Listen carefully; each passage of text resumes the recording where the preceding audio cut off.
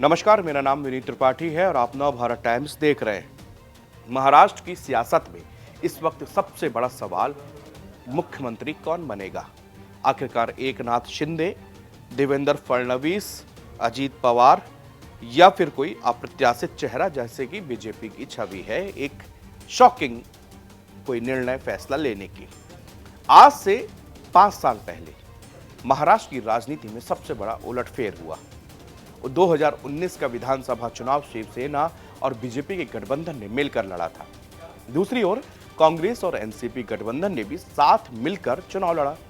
BJP और शिवसेना के गठबंधन को बहुमत तो मिल गया, लेकिन मुख्यमंत्री पद को लेकर गठबंधन टूट गया। इसके बाद लगातार कुछ दिनों तक महाराष्ट्र में राजनीतिक प्रयोग शुरू हो गए। इन्हीं दिनों में एक है 23 नवंबर 2019।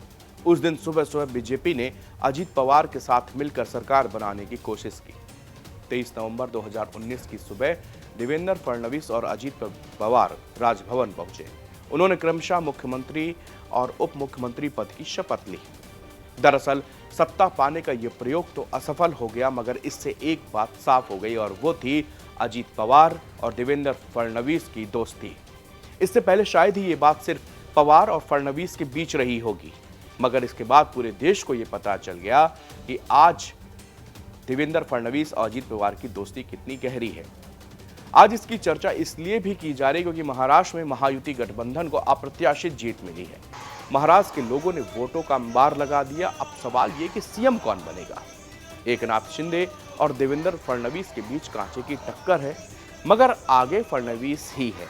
इसके पीछे पहला कारण तो बीजेपी की प्रचंड जीत है, मगर दूसरा कारण अजीत पवार की दोस्ती भी है। शिंदे और अजीत पवार के बीच जुबानी जंग कई बार छिड़ चुकी, लेकिन अजीत पवार और देवेंद्र फडणवीस ने कभी भी एक दूसरे की आलोचना नहीं की।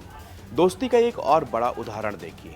विपक्ष के नेता रहे अजीत पवार ने विधानसभा में सट्टेबाज अनिल जयसिंघानी और उनकी बेटी अनिष्का जयसिंघानी की धमकी का मुद्दा उठाया। अमृता फडणवीस के आरोपों से सरकार की बदनामी हो रही थी। अजीत पवार ने मांग की कि उन्हें स्पष्टीकरण देना चाहिए। इसके बाद फडणवीस ने अजीत पवार को धन्यवाद दिया और विधानमंडल में जवाब दिया। अजीत पवार ने फडणवीस के स्पष्टीकरण पर ही एक ही जवाबी सवाल पूछा। अजीत पवार ने विधानमंडल में कभी भी विवाद से भरे हुए मुद्दे नहीं उठाए। उन्होंने कभी भी फडणवीस पर निशाना नहीं साधा या उनकी आलोचना नहीं की। यहां तक कि फडणवीस ने कभी भी अजीत पवार के खिलाफ नहीं बोला। रिपोर्ट्स तो ये भी कहती हैं कि फडणवीस और पवार के बीच फैमिली वाले रिश्ते हैं। दोनों एक दूसरे के दोस्त तो हैं ही, बल्कि बड़े राजनीतिक हितैषी भी है। बात अगर सीएम पद की होगी तो उसमें कोई दो राय नहीं कि अजीत पवार का गुट पूरा समर्थन फडणवीस को जाएगा।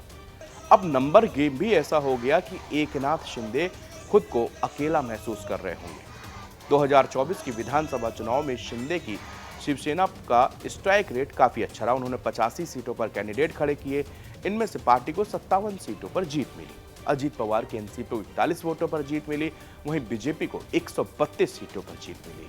महाराष्ट्र विधानसभा में कुल सीटों की संख्या 288 है।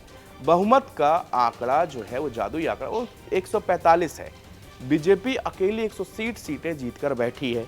बीजेपी को अपने दम पर सरकार बनाने के लिए केवल 13 विधायकों की और जरूरत होगी। यानी बीजेपी की दोनों तरफ से विन विन वाली सिचुएशन बनी हुई है। अब एनसीपी नेताओं ने खुलकर ही साफ कर दिया है। उन्होंने कहा कि हमारी आंतरिक बैठकों में फडणवीस का समर्थन करने पर आम सहमति बनी है। वरिष्ठ एनसीपी नेता छगन भुजबल ने कहा कि कोई कारण नहीं कि हमें सीएम के तौर पर फडणवीस का विरोध करना चाहिए। एनसीपी के एक प्रवक्ता ने यहां तक कहा कि पार्टी ने भाजपा नेतृत्व को स्पष्ट रूप से बता दिया कि सीएम के तौर पर फडणवीस को पहली पसंद होना चाहिए। एनसीपी महायुति सरकार से भी घबराई हुई होगी, जिसमें भाजपा और शिवसेना जैसे दो बड़ी राजनीतिक पार्टियां पार्टनर हों, क्योंकि वैचारिक रूप से दोनों एक दूसरे के काफी करीब हैं।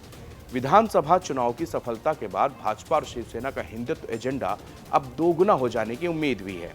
एनसीपी की वैचारिक सोच इन दोनों पार्टियों से बिल्कुल अलग है। चुनाव प्रचार के दौरान मुस्लिम वोटों पर नजर रखने वाली एनसीपी बार बार इस बारे में अपनी आपत्ति जाहिर करती रही, मगर बीजेपी और शिवसेना अपने एजेंडे से पीछे नहीं हटे। अजीत पवार ने तो सीएम योगी आदित्यनाथ के सबसे चर्चित बयान बटेंगे तो कटेंगे से पूरी तरह किनारा साध लिया, इसलिए ताकि उनको मुस्लिम वोटरों का साथ मिल पाए, मुस्लिम वोटरों को वो लुभा पाए। अब सीएम पद से परे महायुति को नई सरकार में सत्ता के बंटवारे का पता लगाना है। शिवसेना और एनसीपी दोनों ही अपनी अपनी पार्टियों के लिए ज्यादा से ज्यादा शक्तिशाली मंत्रालय हासिल करने की कोशिश करेंगे, जबकि कथित तौर पर बीजेपी कम से कम आधे मंत्रालय अपने पास रखेगी। महाराष्ट्र मंत्रिपरिषद में 43 से ज्यादा ये सदस्य हो नहीं सकते। ऐसे में अब लगता है कि 20 या 22 मंत्री अकेले बीजेपी से होंगे, बाकी 10 शिवसेना से और 10 एनसीपी की तरफ से हो सकते हैं। लेकिन अब इन मंत्रालयों में 5 या 10 ऐसे चुनिंदा मंत्रालय हैं जो सबसे प्रभावशाली होते हैं और फ्रंट सरकार के फ्रंट में होते हैं। अब देखना ये दिलचस्प होगा कि ये जो बड़े मंत्रालय हैं इस पर कौन सा गुट बाजी मारता है, शिंदे गुट या फिर अजीत पवार।